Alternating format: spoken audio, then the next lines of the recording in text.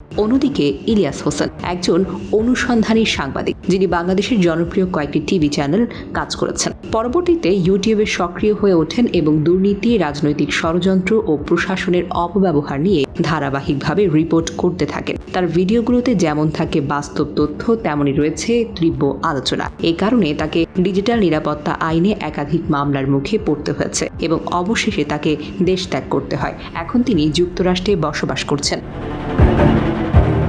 যুক্তরাষ্ট্রে অবস্থান করেও ইলিয়াস হোসেন নিরাপদ নন। 2024 সালের শুরুতে নিউ ইয়র্ক তার বিরুদ্ধে হুমকির অভিযোগ ওঠে, যার জেরে তিনি গ্রেফতার হন এবং পরবর্তীতে একটি জামিনে মুক্তি পান। যদিও এই অভিযোগ নিয়ে বিতর্ক রয়েছে, তবে স্পষ্ট যে তার কাজ এবং বক্তব্য বাংলাদেশ সরকারের অনেকের অপছন্দের বিষয়। ইলিয়াসের সমালোচকরা বলেন, তিনি সত্যের সঙ্গে কখনো কখনো অতি কথন ও অনুমান মিশিয়ে দেন, যা বিভ্রান্তি সৃষ্টি করে।